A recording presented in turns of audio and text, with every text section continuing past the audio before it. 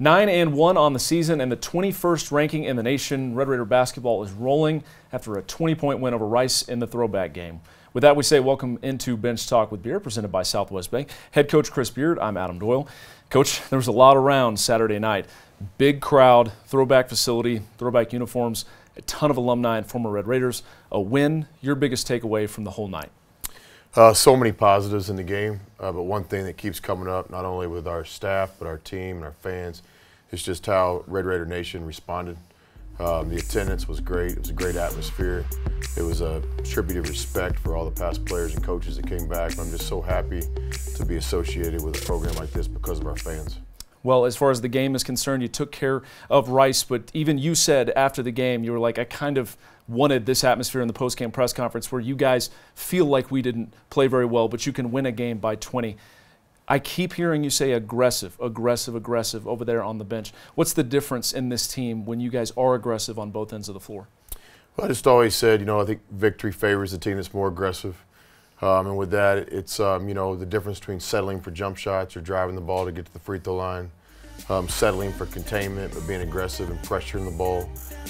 It seems like with most teams, but especially this year, when we're more aggressive, we seem to play better. Well, you guys forced 26 turnovers against Rice, and clearly a lot of dunks, a lot of transition layups for your team. How big was that in the second half that it seemed your team not only figured them out, but was able to turn them over and turn that into quick points? Yeah, it means everything. Basically we're trying to create offense out of our defense. We all know we got to get to 70, 75, sometimes 80 points to win games in the Big 12, and it really helps when we can get 20 points from our defense. So it's a part of our plan, it's a part of our formula.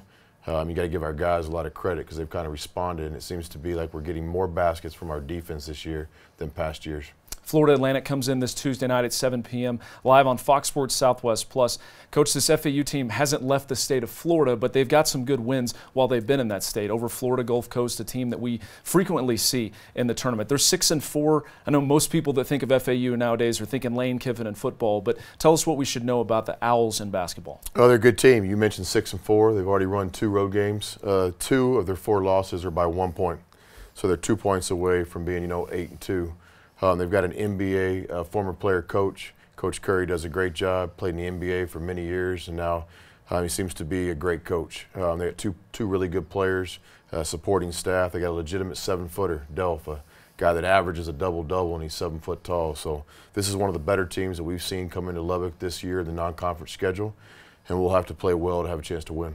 Coach, give us the one thing, like we said, you win the game by 20, but you're still always looking for the thing that you can work on for the next game. Give the fans at home maybe something that they can key on in this game that you said, we want to be better at this when we face the Owls. Yeah, just consistency.